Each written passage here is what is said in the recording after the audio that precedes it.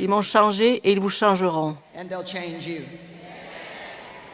La parole est la vérité absolue de Dieu.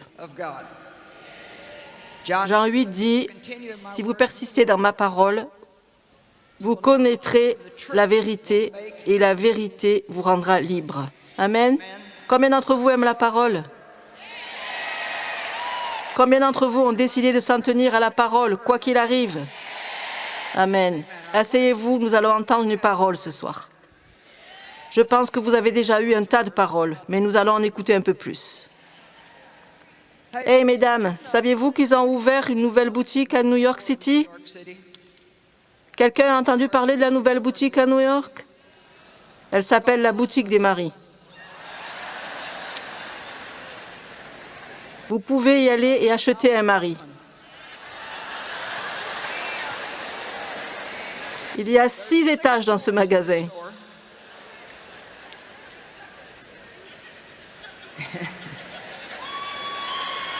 Mais vous ne pouvez visiter chaque étage qu'une seule fois. Et à chaque étage, la valeur augmente. Vous pouvez choisir n'importe quel article d'un étage particulier. Vous pouvez monter d'un étage, mais vous ne pouvez pas redescendre. Il y avait une femme qui est allée à la boutique des maris pour se trouver un mari. Au premier étage, le panneau sur la porte disait « Ces hommes ont un travail ».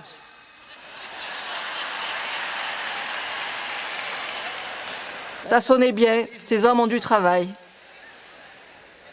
L'étage 2 dit « Ces hommes ont un emploi et aiment les enfants ». Le troisième étage dit « Ces hommes ont un emploi, aiment les enfants et sont extrêmement beaux ». Waouh, se dit-elle, ça sonne plutôt bien, mais je suis obligée de passer à l'étage suivant. Elle se rend effectivement au 4e étage et le panneau indique « Ces hommes ont un emploi, aiment les enfants, sont extrêmement séduisants et aident aux tâches ménagères ». Oh Seigneur, dit-elle, je peux à peine y croire. Pourtant, dit-elle, je dois continuer. Elle est allée au 5e étage. Ces hommes ont un travail, aiment les enfants, sont superbes, aident aux tâches ménagères et ont un fort penchant romantique.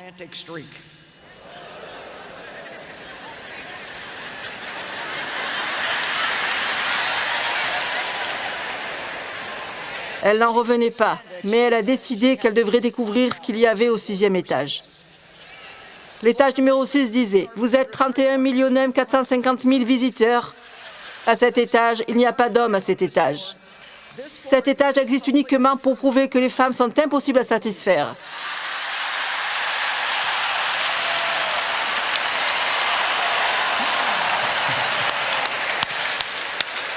Amen, amen, amen, amen, amen.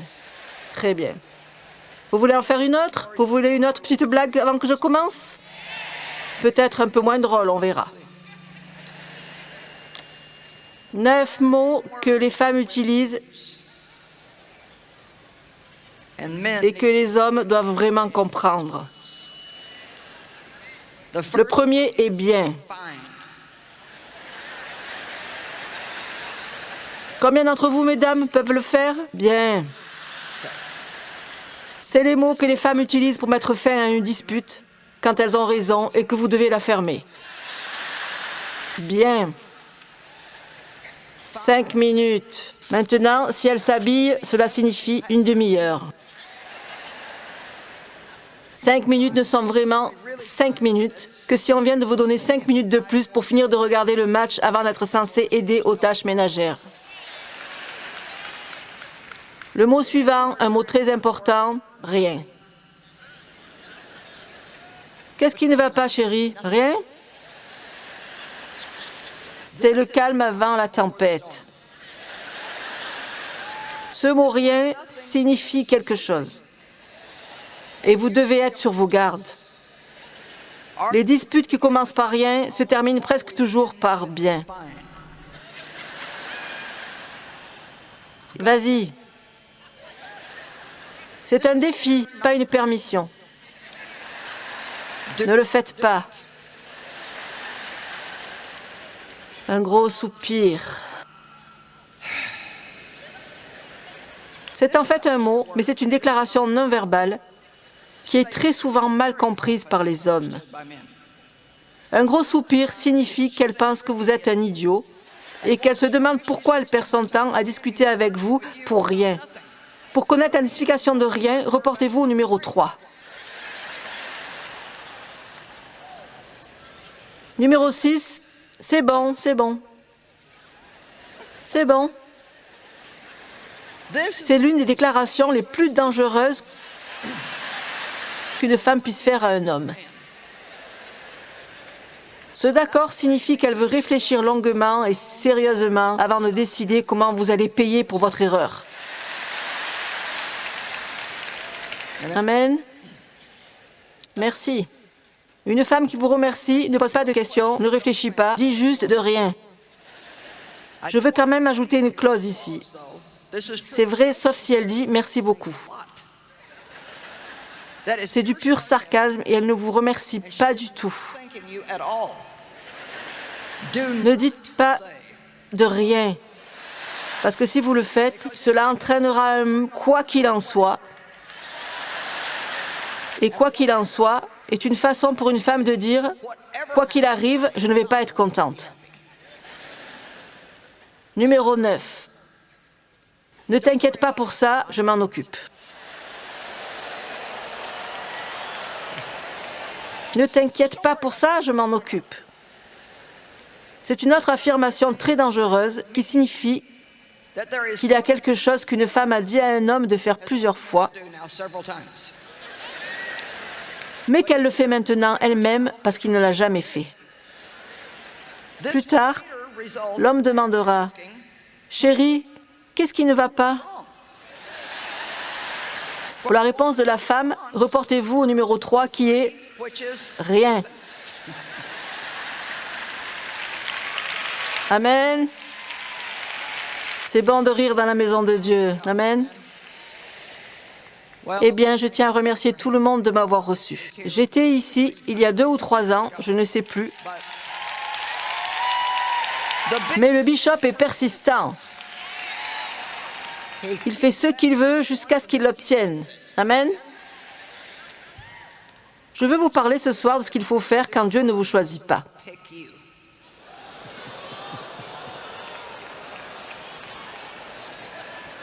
Wow! Que faire quand Dieu ne vous choisit pas? Eh bien, dans le psaume 37, 1, 3, sur lequel j'ai beaucoup prêché ces derniers temps, la Bible dit « Ne t'inquiète pas pour les méchants, car ils seront bientôt fauchés comme l'herbe. » Cela ne veut pas dire que nous sommes censés être heureux qu'ils soient coupés. Cependant, j'ai pensé que je devais le dire. C'est juste une prophétie de ce qui arrivera aux méchants s'ils ne se convertissent pas. L'essentiel, c'est que si vous aimez Dieu et que vous êtes appelés selon son dessein, les gens ne peuvent pas vraiment, ils peuvent temporairement profiter de vous ou ils peuvent temporairement vous maltraiter, mais tôt ou tard, Dieu les éloignera de vous et s'il doit vous faire passer par 1000 personnes, il vous ramènera à votre destin multiplié par autant de fois. Amen. Le psaume 37, 3 dit « Confie-toi en l'Éternel et pratique le bien ». Il ne dit pas seulement « Faites confiance au Seigneur », il dit « Crois en l'Éternel et fais le bien ». 2 choses bien distinctes. J'aime ce verset parce que je pense que bien souvent, les gens oublient la deuxième partie. Eh bien, je fais confiance à Dieu. Eh bien, que faites-vous? Nous devons faire confiance à Dieu et faire le bien. Je pense que faire le bien a 2 parties différentes. Je pense que faire le bien, c'est être obéissant à Dieu, faire ce que vous croyez qu'il vous dit de faire. Je pense aussi que faire le bien, c'est simplement être bon envers les gens. Vous savez que les chrétiens sont censés être bons envers les autres. Nous sommes censés encourager, édifier, élever, sourire aux gens, les rendre heureux, les aider, et leur donner un peu de notre argent s'ils en ont besoin. D'accord? Je pense toujours que nous avons un long chemin à parcourir pour apprendre ce que je crois être l'un des plus grands secrets spirituels de la Bible, à savoir qu'il faut vaincre le mal par le bien. J'ai dit qu'il faut vaincre le mal par le bien. Quelle que soit la personne contre laquelle vous êtes en colère pour ce qu'elle vous a fait, vous ne lui faites aucun mal. Vous ne faites de mal qu'à vous-même. J'ai dit que vous ne leur faites pas de mal du tout. Vous ne faites que vous faire du mal. Pourquoi voulez-vous passer votre vie à en vouloir à quelqu'un qui ne se comporte pas bien et qui ne se soucie même pas que vous soyez contrarié? Si tu fais confiance à Dieu et que tu fais le bien, la meilleure chose que tu puisses faire quand tu es blessé, c'est d'être une bénédiction pour quelqu'un d'autre. J'ai dit que la meilleure chose que tu puisses faire quand vous êtes blessé, c'est d'être une bénédiction pour quelqu'un d'autre. Ne vous inquiétez pas pour les méchants, car bientôt ou à la fin, ils seront fauchés comme l'herbe. Confiez-vous en l'Éternel et pratiquez le bien. Vous savez que Dieu n'a pas le même plan pour tout le monde. Il a un bon plan pour tout le monde, mais Dieu n'a pas le même plan pour tout le monde. Il semble que deux personnes peuvent faire exactement la même chose. Cette personne obéit à Dieu et cette personne obéit à Dieu. Et cette personne semble obtenir une certaine récompense ou réponse de Dieu, et cette autre personne semble obtenir une réponse totalement différente de Dieu. Pensons à Noé pendant une minute. Dans le livre de la Genèse 9, 12, 13, nous voyons qu'après que Noé a obéi à Dieu, qu'il a construit l'arche, qu'il est entré dans l'arche, et qu'il a fait tout ce que Dieu lui a demandé de faire, et lorsqu'il en est sorti, Dieu lui a donné un signe pour sceller une nouvelle alliance avec lui, selon laquelle il ne détruira plus jamais la terre par l'eau, et le signe qu'il lui a donné était un arc-en-ciel. Je suis sûre qu'après avoir été dans cette arche pendant si longtemps avec tous ces... Je ne peux même pas imaginer que ça sentait... Imaginez juste. Je suis sûre qu'il avait besoin d'un arc-en-ciel. Et certains d'entre vous pourraient avoir besoin d'un arc-en-ciel en ce moment aussi. Vous savez, je n'ai jamais entendu personne dire « Oh, regardez ce stupide arc-en-ciel ». Je veux dire que tout le monde aime les arcs-en-ciel. Et si on a un double arc-en-ciel, eh bien, regardez le double arc-en-ciel. Certains d'entre vous sont comme « Ouais, je suis en attente d'un double arc-en-ciel ». Et si Dieu ne vous donne pas d'arc-en-ciel? Et s'il vous donne ce qu'il a donné à Abraham? Abraham aussi était un homme qui obéissait à Dieu, qui faisait beaucoup de sacrifices. La Genèse 12 dit que Dieu l'appela à quitter sa maison, sa famille et tout ce qui lui était familier et aller dans un lieu que je te montrerai. Dieu ne lui a même pas dit où aller. Je veux dire, vraiment Dieu? Tu veux que je m'éloigne de tout et je n'ai même pas un petit soupçon d'indice de ce qui va se passer ensuite? Combien d'entre vous détestent quand Dieu vous dit de laisser tomber ceci? Mais il ne le fera pas. Personne n'a jamais fait cette constatation? J'ai l'impression d'être déchiré. Eh bien, voici la chose. Quand vous essayez de vous accrocher à ceci, pendant que vous essayez de vous accrocher à cela, vous devez quoi? Lâcher prise. Et vous vous confiez complètement à Dieu. C'est effrayant. Mais les gens qui sont prêts à le faire sont ceux qui changent le monde. Après qu'Abraham ait fait ce que Dieu lui a dit de faire, je veux que nous lisons Genèse 12, les 3 premiers versets, parce que c'est vraiment très excitant ce que Dieu lui a dit.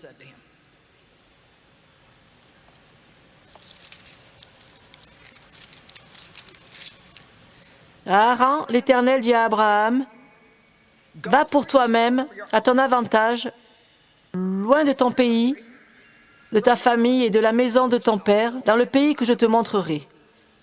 Il lui demande de faire une chose très difficile, mais il dit, c'est pour ton bien. Savez-vous, quand Dieu nous demande de faire des choses difficiles, ce n'est pas parce qu'il veut juste s'asseoir et nous regarder souffrir. C'est toujours pour notre bien. J'ai dit que c'est toujours pour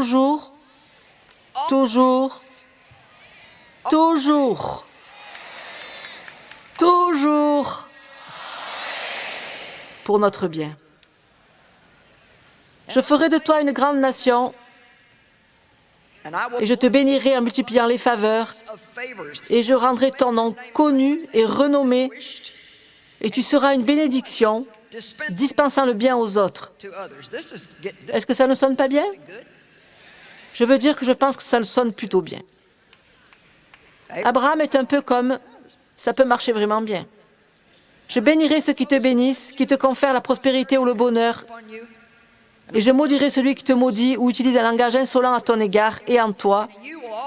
Toutes les familles de la terre seront bénies. Maintenant, Dieu est prêt à sceller son alliance, son accord avec Abraham. Si nous regardons Genèse 17, juste quelques pages plus loin, verset 9, commençant au verset 9, « Et Dieu dit à Abraham, « Quant à toi, tu garderas donc mon alliance, toi et tes descendants après toi selon leur génération, et ceci est mon alliance que vous garderez entre moi et vous et ta postérité après toi. Tout mâle parmi vous sera circoncis. »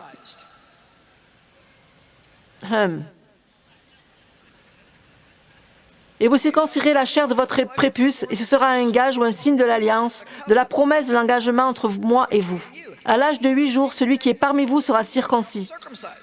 Tout mâle de votre génération, qu'il soit né dans votre maison ou qu'il ait été acquis avec votre propre argent, de tout étranger et non de votre descendance. Il continue encore et encore. Tout le monde devait être circoncis. Circoncision signifie une coupure de la chair. Maintenant, voici ce que je veux savoir. Pourquoi Noé a eu un arc-en-ciel et Abraham une circoncision? Je n'aime pas ça.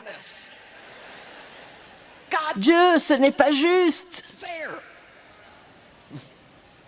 Bonjour, mesdames. Ce n'est pas juste. J'ai cru en Dieu pendant si longtemps pour me marier. Et elle s'est déjà mariée 3 fois.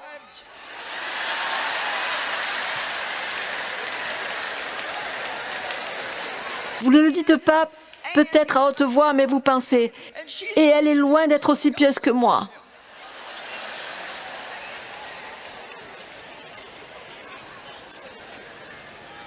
Nous ne sommes pas bons avec les choses justes.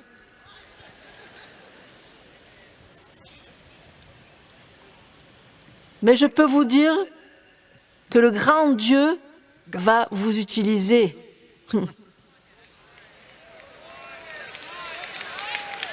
Maintenant, ne vous méprenez pas. Dieu a utilisé Noé.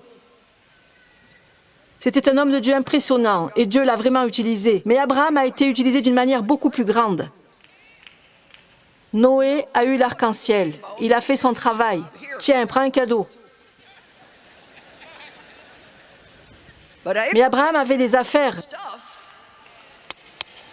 Il avait des choses.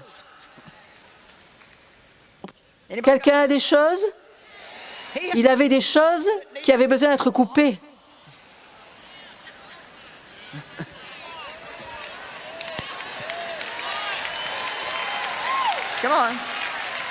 Parce que Dieu avait un plus grand plan pour lui. Une fois, je me plaignais au Seigneur de ce qu'il me semblait qu'il ne me faisait presque rien faire. Et vous êtes toujours, vous ne pouvez pas faire ceci, et vous ne pouvez pas faire cela, et vous ne pouvez pas faire ceci.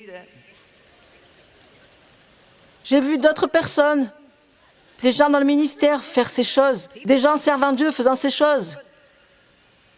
Mais je me disais, je ne comprends pas Dieu. Voici ce que le Seigneur m'a dit, et peut-être que quelqu'un ici ce soir a besoin d'entendre ça. Écoute Joyce, tu m'as demandé beaucoup de choses. Est-ce que tu le veux ou pas?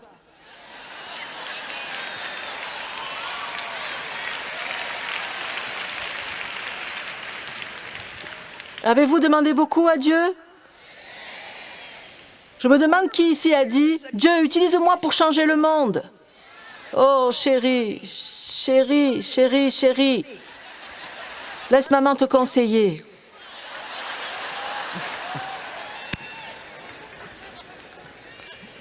Utilise-moi pour changer des vies.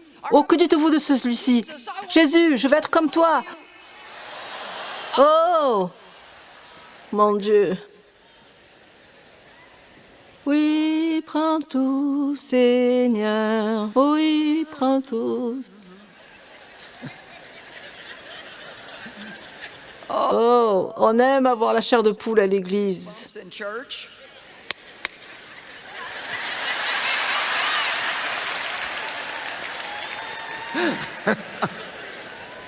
Seigneur, aie pitié.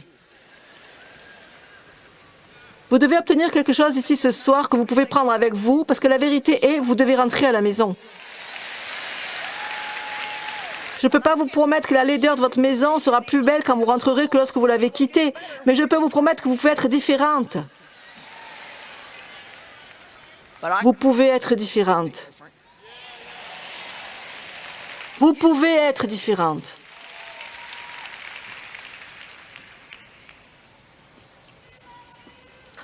Merci. Dans la Genèse 12, quand Dieu disait toutes ces choses formidables à Abraham, je vais rendre ton nom célèbre, et tu vas être riche, et tu vas avoir ceci et cela, et tu vas avoir la faveur, et tu vas finir par être une bénédiction pour tout le monde. Pour moi, c'était un peu comme si vous alliez acheter un puzzle. Nous l'achetons toujours en fonction de l'image sur la boîte.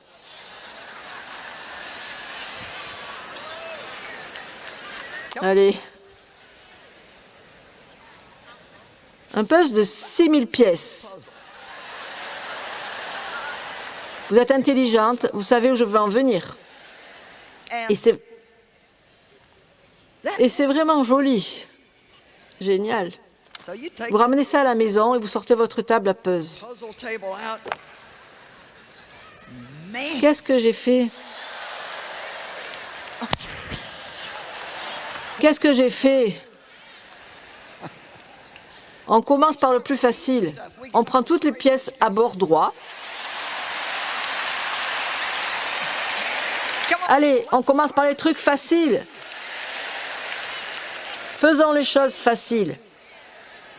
Jusqu'à ce que l'on ait toutes les pièces rectilignes. Et maintenant, vous avez ce plan. Vous n'avez toujours rien, mais... Ensuite, c'est comme si, je ne sais pas, il y avait 1000 morceaux de bleu. 1000 morceaux de ciel bleu.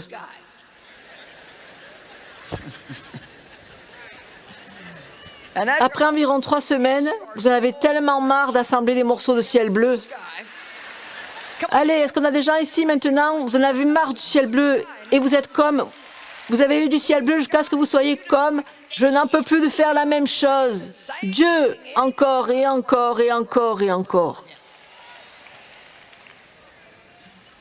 Alors peut-être que vous allez vers l'herbe verte. Il y a 2000 morceaux de ça. Un rêve s'accomplit avec beaucoup de travail et un effort douloureux. C'est l'Ecclésiaste, si je ne l'invente pas, et des efforts douloureux. Aucun d'entre nous n'a le temps de se tenir ici et de vous dire ce qu'il m'a fallu pour arriver de là où j'ai commencé à là où je suis. Il ne me reste pas beaucoup de temps à vivre pour vous dire cela. Personne ne sait vraiment, à part vous et Dieu, ce que cela vous coûte de faire pleinement et complètement la volonté de Dieu. Parce que vous serez jugé et critiqué et les gens ne vous comprendront pas. Et les gens seront jaloux de vous et vous critiqueront et vous serez déçus. Et parfois vous serez déçus par Dieu. Et il y aura toutes sortes de choses qui ne seront pas justes si on les regarde dans le contexte normal. Et vous voulez juste un arc-en-ciel. Mais vous continuez à être circoncis.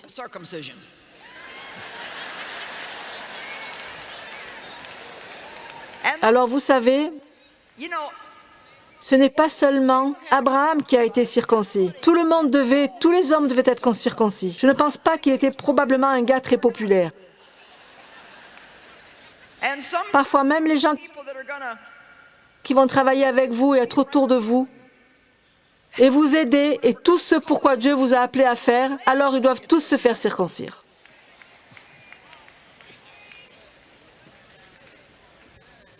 Parfois, vous attendez et attendez et attendez et attendez. Vous êtes juste comme Dieu. Je sais que je suis prêt. Je sais que je suis prêt. Une fois, le Seigneur m'a dit, il a dit, ouais, tu es prête. Mais il a dit, toutes les personnes dont tu as besoin pour t'aider ne le sont pas. Donc, tu vas devoir rester tranquille et les attendre. Vous ne pouvez pas le faire tout seul.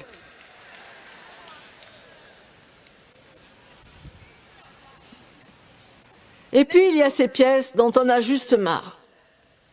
Et on se dit, ça va là-dedans?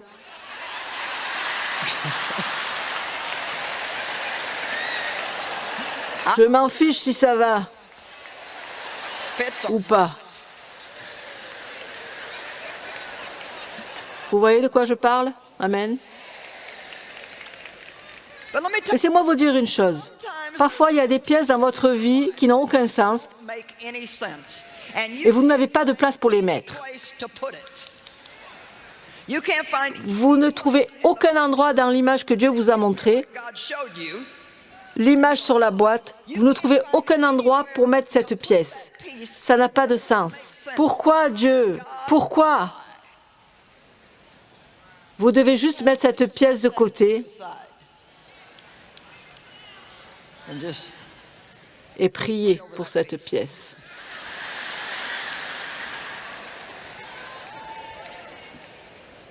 Mesdames, nous vivons la vie en avant, mais nous la comprenons en arrière. Nous ne comprenons pas tout ce qui nous arrive, mais ça va s'arranger. Romains 8, 28, écoutez, toutes les choses concourent au bien de ceux qui aiment Dieu. Chaque chose n'est peut-être pas bonne, mais quand vous les réunissez toutes, et vous voyez, nous attendons toujours, s'interne entre nous, que certaines choses s'assemblent. Amen. Je veux juste vous dire par expérience et parce que je sais de la parole de Dieu, et je sais que, mais je le pense en toute sincérité, les gens essaient tout le temps de vous remonter le moral avec ce genre de choses, mais je le pense en toute sincérité. Dieu est fidèle, et ce que vous ne comprenez pas maintenant, vous le comprendrez peut-être plus tard, ou peut-être jamais. Mais ce n'est pas parce que quelque chose fait mal que c'est mauvais. Ce n'est pas parce que quelque chose fait mal que ce n'est pas Dieu.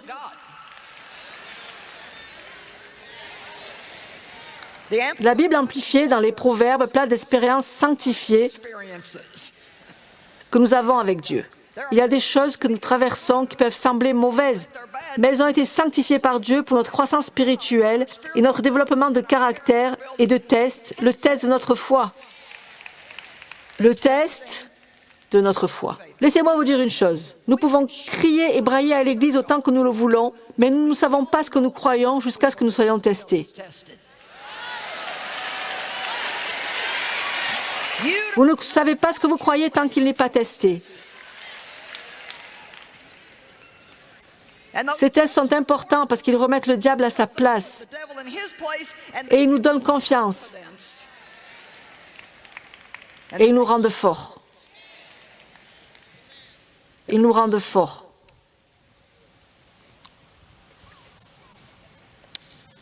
Lorsque nous n'obtenons pas ce que nous voulons et que quelqu'un d'autre l'obtient, oh chérie, c'est dur. L'une des façons dont Dieu s'occupe de nous, croyez-le ou non, est de laisser quelqu'un d'autre obtenir ce que nous voulons et nous faire regarder.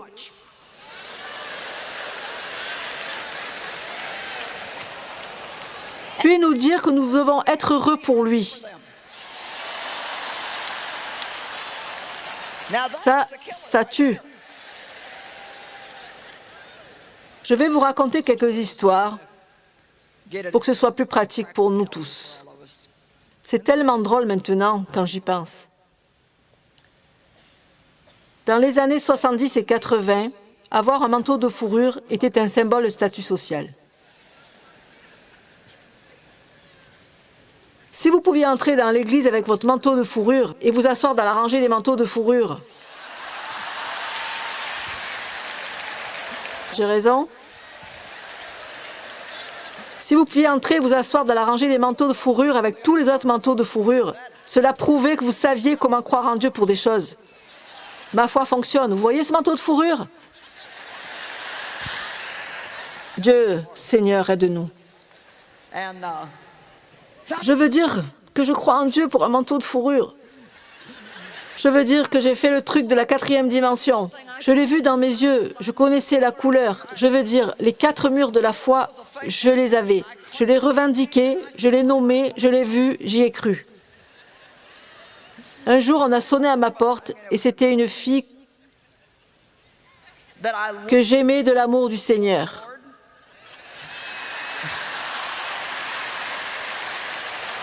Mais je ne l'aimais pas.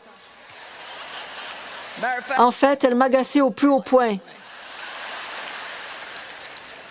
Je t'aime dans l'amour du Seigneur.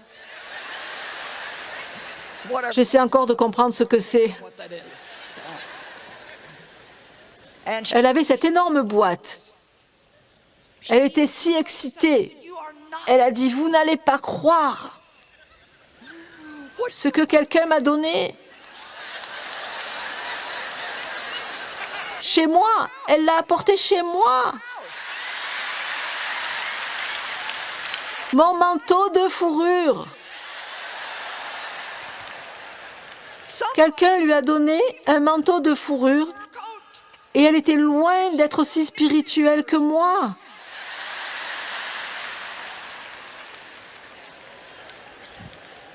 J'ai même payé la dîme sur l'argent de mon anniversaire. J'étais si spirituelle. J'ai jeûné jusqu'à en mourir. Je veux dire, vous comprenez, j'étais Miss Ministère spirituel. J'ai honnêtement pensé qu'il avait dû le livrer à la mauvaise maison parce qu'elle vivait à côté de chez moi. Eh bien, je vais vous dire, quand j'ai vu cette boîte, quand j'ai vu ce manteau, tout ce que je peux vous dire, c'est que j'étais furieuse contre elle, j'étais furieuse contre Dieu. J'étais juste comme jalouse, enragée et pleine de ressentiment. Allez. Remercions le Seigneur. Oh oui, c'est vraiment joli. Je pensais, Dieu, si tu ne la fais pas partir, je vais la tuer. Tu dois la faire partir.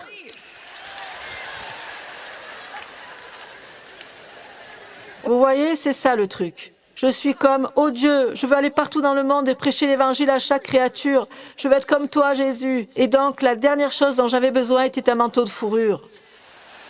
C'était la dernière chose sur la terre, sur la planète, dont j'avais besoin. Ce dont j'avais besoin, c'était de circoncision et de taillage. Et j'avais besoin que Dieu s'occupe de moi. Et j'avais besoin de me débarrasser de la jalousie. Et j'avais besoin de me débarrasser du ressentiment. Et j'avais besoin d'avoir de bons motifs. Nous voulons que Dieu travaille à l'extérieur et il veut travailler à l'intérieur. Nous voulons que Dieu travaille à l'extérieur et il veut travailler à l'intérieur. Quand l'intérieur sera correct, cela fera son chemin vers l'extérieur. Toutes ces choses vous seront ajoutées. J'ai eu une sorte de petite révélation l'autre jour parce que j'ai finalement eu un manteau de fourrure. En fait, plus d'un. Les gens me donnaient des manteaux de fourrure, donc j'en avais. Le seul que j'ai gardé est à la cave, suspendu dans un placard. Les gens n'en portent même plus. Il était suspendu du travers sur le cintre, ce qui le rendait vraiment pitoyable.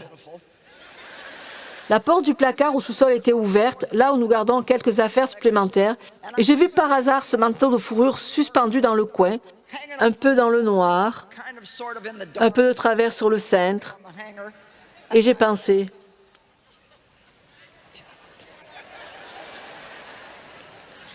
ça me rappelait toute la stupidité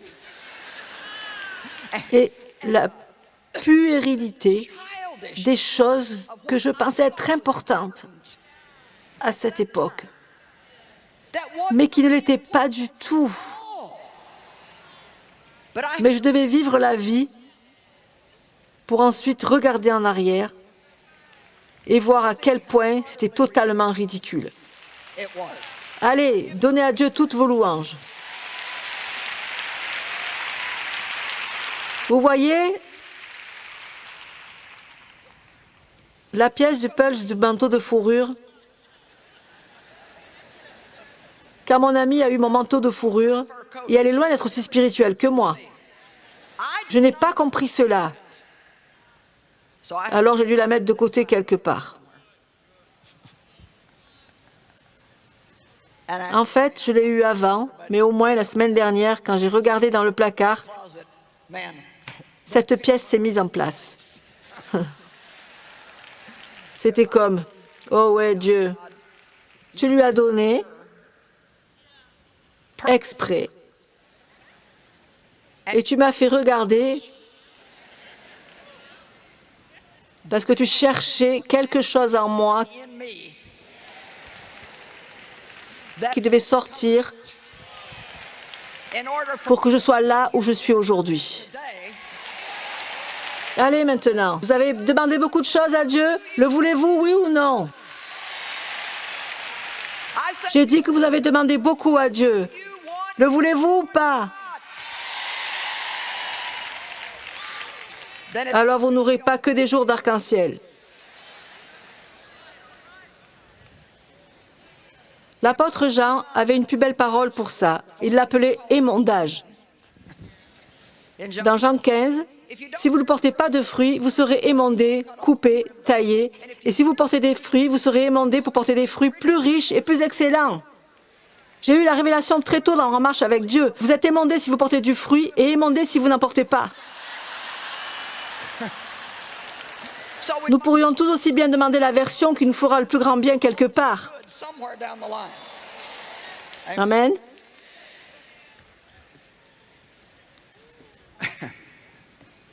Faites confiance à Dieu et faites le bien. Votre église a 200 personnes depuis 10 ans et un nouveau type arrive en ville et a 1000 personnes en 4 mois. Vous vous retrouvez assis à côté de lui au déjeuner des dirigeants, où il passe son temps à vous parler de son église. Louez le Seigneur. Puis lorsque vous partez, Dieu vous dit de lui envoyer une offrande généreuse pour l'aider à payer la salle supplémentaire qu'il doit maintenant construire en raison de la croissance rapide de son Église. Tout en vous se dit, « Oh, oh, Dieu, me détestes-tu » Quand vous obéissez à Dieu, quand ça fait tellement mal que vous avez l'impression de ne pas pouvoir le supporter, j'ai dit, quand vous obéissez à Dieu, quand ça fait tellement mal que vous avez l'impression de ne pas pouvoir le supporter,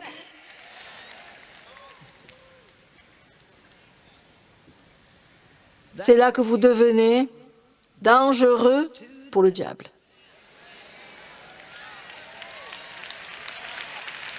Amen. La douleur ne dure pas éternellement. Je vous le dis, quand je repense à ce que j'ai vécu, oh mon Dieu. Je veux dire que j'ai été abusée par mon père. Je veux vous parler de dysfonctionnement. Je veux dire que j'étais la reine du dysfonctionnement.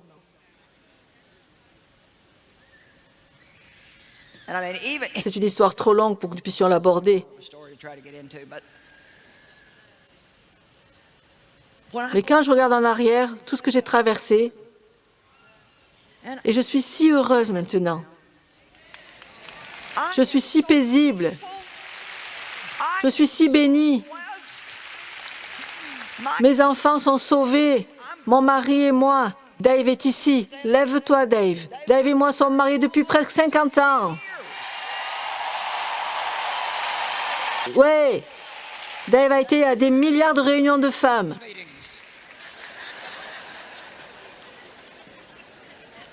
Nous sommes mariés depuis 48 ans et demi.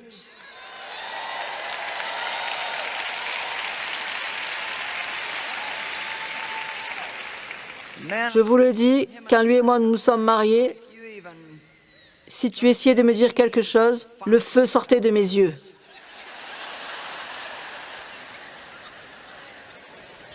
Maintenant, est-ce que je ne serais pas exagéré de dire que je suis une femme soumise, n'est-ce pas, tu vois?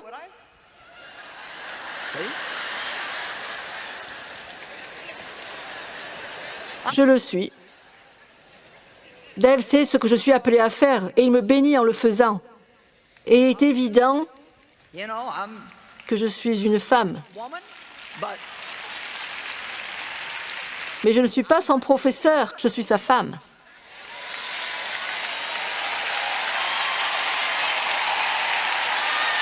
Amen. C'est là que les femmes s'embrouillent quand elles veulent être utilisées par Dieu. Elles commencent à penser qu'elles sont le professeur de tout le monde et le patron de tout le monde, parce qu'elles sont ointes maintenant. Amen. L'une des principales raisons pour lesquelles notre ministère a eu une telle longévité et que nous sommes en mesure d'aider tant de gens est parce que les choses se passent dans les coulisses à la maison, derrière des portes fermées. Amen.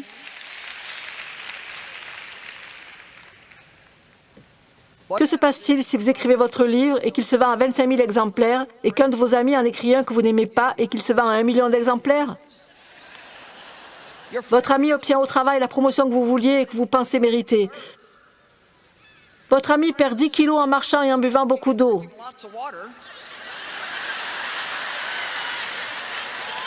Je me souviens d'une fille qui m'a dit ça une fois. Elle avait perdu beaucoup de poids et j'ai dit « Oh, comment as-tu perdu du poids ?» Elle a dit « J'ai juste commencé à marcher et à boire beaucoup d'eau. »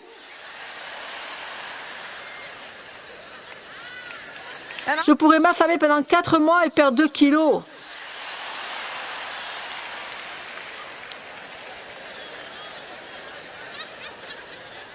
Elle doit avoir un métabolisme rapide et tu as l'impression que le tien est dans le coma.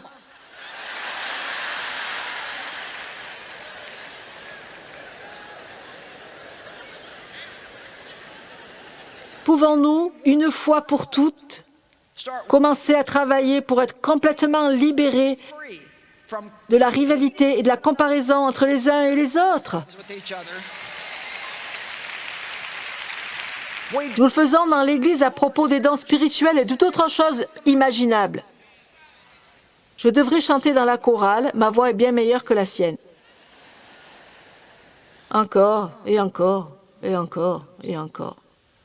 Et vous savez quoi? Vraiment, quand on y réfléchit bien, quelle différence cela fait-il vraiment de ce que nous faisons, tant que nous servons Dieu et que nous vivons pour lui? J'admets que j'ai quelques années devant moi maintenant. Et plus on vit longtemps, plus on se rend compte de la stupidité de certaines choses. C'est un grand avantage de vivre un certain temps et de vieillir un peu, parce que vous pouvez regarder en arrière. Et à ce moment-là, la plupart de votre puzzle est assemblée. Il peut manquer quelques pièces, mais vous en avez la plupart. Vous comprenez la plupart. Vous savez, ça s'assemble. Mais bon sang, je suis beaucoup plus intelligent que je ne l'étais à 42 ou 50 ans. Et tant de choses qui étaient si importantes pour moi à l'époque ne veulent plus rien dire pour moi maintenant. Amen. Soit on s'occupe des affaires de Dieu, soit à quoi bon? Nous allons avoir un retournement de situation. Et au lieu de dire à Dieu ce qu'il doit nous donner chaque jour pour nous garder heureux et sauvés, eh bien Dieu, si je n'ai pas de percée, je ne pense pas que je puisse tenir le coup. Ce que nous allons faire, c'est nous retourner et dire, Dieu, à partir de maintenant, je veux savoir ce que tu veux. Je veux juste savoir ce que tu veux, et peu importe ce que ça coûte, je veux que tu me donnes la grâce d'être obéissante, parce que je t'aime. Il n'y a personne comme toi, et je ne peux me passer de tout un tas d'autres choses. Je peux me passer d'un homme, je peux me passer d'un manteau de fourrure, je peux me passer d'une promotion. Je n'ai pas besoin de chanter dans la chorale, mais je ne peux pas me passer de toi. Il faut que je t'aie. Et pas un petit peu de toi, tout de toi. Amen. Dieu, tu fais tout ce que tu veux dans ma vie. C'est ce que je prie. Mon Dieu, si tu dois m'attacher à l'autel, peu importe mes coups de pied et mes cris, je m'engage dès maintenant, je veux aller jusqu'au but avec toi. Quand j'essaierai de faire demi-tour, ne me laisse pas faire. Que ta volonté soit faite sur la terre comme au ciel. Je ne veux pas être méchante, mais je veux juste te dire que j'en ai tellement marre des chrétiens égoïstes, égocentriques et pleurnichards.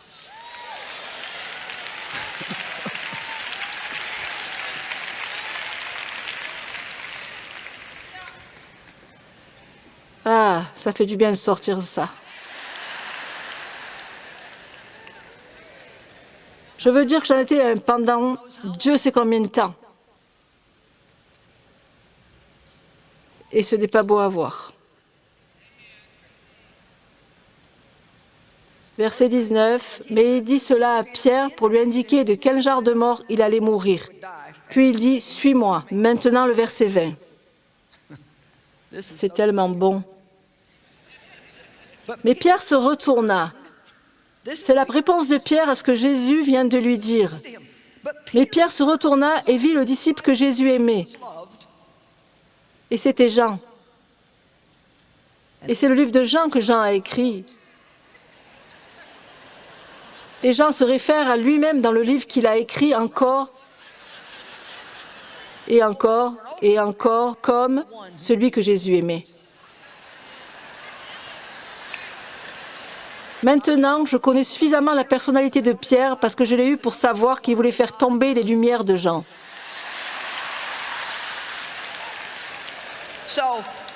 Pierre se tourne immédiatement vers Jésus et dit, « Et pour Jean, c'est un peu comme, est-ce qu'il va souffrir aussi ?» Allons, vous savez, parfois si on n'est pas vraiment fou de quelqu'un et qu'on traverse une période difficile et qu'il a la vie facile, c'est vraiment agaçant.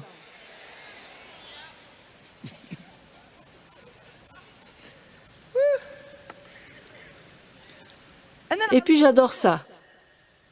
Samuel est allé oindre un nouveau roi et tous les frères ont été amenés et aucun d'entre eux n'était bon. Pas bon, pas bon, pas bon, pas bon. Puis ils ont finalement amené David. On aurait pu penser que Samuel aurait pu le prendre à part en privé pour ne pas blesser les sentiments des autres frères. On ne veut pas qu'il se sente mal d'avoir été rejeté. Oh, j'adore ça. C'est pour cela que je fais cela, parce que je m'amuse tellement à prêcher. Verset 13, 1 Samuel 16, 13. Puis Samuel prit la corne d'huile et oignit David au milieu de ses frères. Il l'a mis, ce petit frère maigrelet qui gardait les moutons, l'a assis au milieu de tous ceux qui avaient été rejetés et a versé l'huile d'onction sur lui. Il l'a fait roi et les a fait regarder. Allons, allons. Peut-être que vous devez regarder quelqu'un d'autre en ce moment, mais un jour vous serez un roi et quelqu'un d'autre devra regarder. disant même mieux que ça. Beaucoup d'entre vous sont déjà loin pour être roi, mais vous devez réaliser que David n'a pas porté la couronne pendant 20 ans après son onction. Il a passé ses 20 ans dans des grottes à fuir un homme fou. Oh là là, je vois que vous êtes sur le point de vous épuiser. Je ferais mieux d'en finir. Une dernière pensée ici, Rachel et Léa.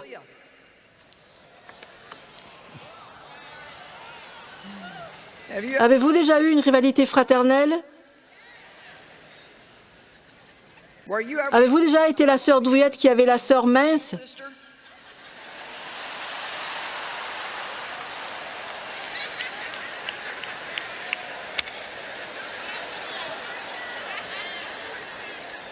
Oh mon Dieu!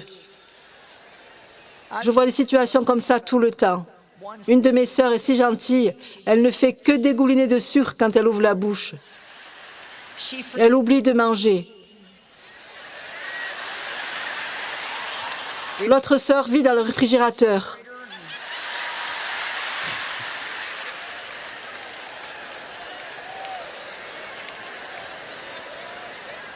Bon, allons-y.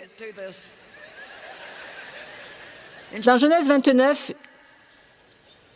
il y avait deux sœurs, Léa et Rachel. Jacob aimait Rachel, mais Léa était l'aînée et était coincée avec elle. Il a dû travailler 7 ans de plus pour Rachel. Mais la chose que la Bible dit et qui m'amuse est que Léa avait des yeux ternes et faibles.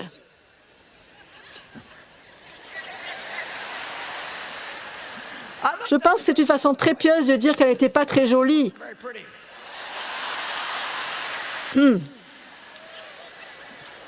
Peut-être même carrément laide, je ne sais pas.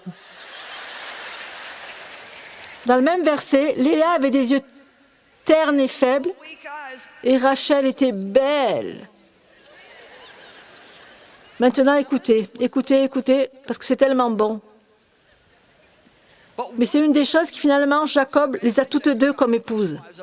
L'une des choses qui était extrêmement importante pour les femmes à l'époque était de pouvoir avoir des enfants et un héritier pour la lignée. La Bible dit que Léa a donné naissance à 7 enfants et que Rachel a dû regarder et qu'elle n'en a jamais eu pendant tout ce temps. Plus tard, elle en a eu 2, mais pendant des années et des années et des années. Elle avait les yeux brillants, mais elle n'a pas eu de bébé. Léa avait des yeux ternes et faibles, mais elle a eu des bébés. Laissez-moi vous dire quelque chose. Tout ce que vous n'avez pas, Dieu vous donnera quelque chose d'autre pour le compenser. Tout ce que vous n'avez pas, Dieu vous donnera quelque chose pour le compenser. Voilà ce que j'ai découvert.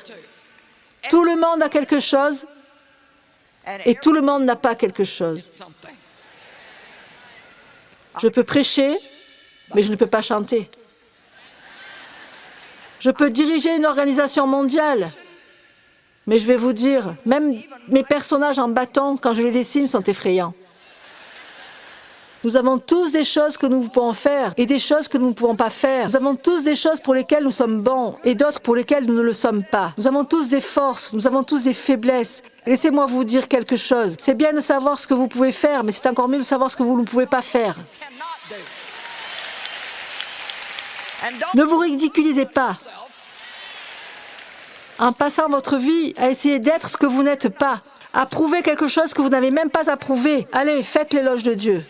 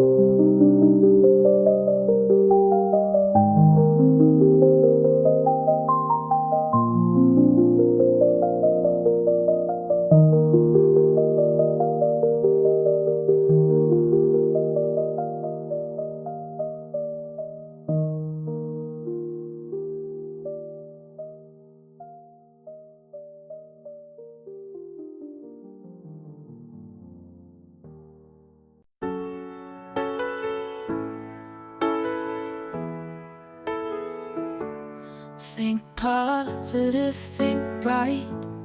Every day and every night, feel the light inside, make it your guide. When it feels so tough, when the road is rough, lift your head up high, reach for the sky. Think positive and shine, make the world divine.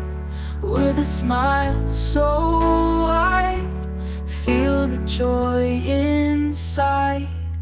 In the face of fear, whisper hope is near. Turn the dark to light, everything's alright. If you stumble, fall, get back up, stand tall. Find the strength within, let the good begin. Think positive and shine, make the world divine. With a smile so wide, feel the joy inside.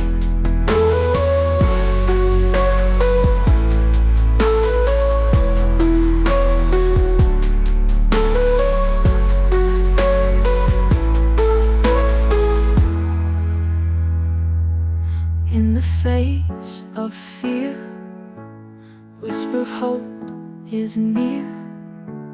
Turn turn the dark to light. Everything's alright. If you stumble, fall, get back up, stand tall. Find the strength within, let the good begin. Think positive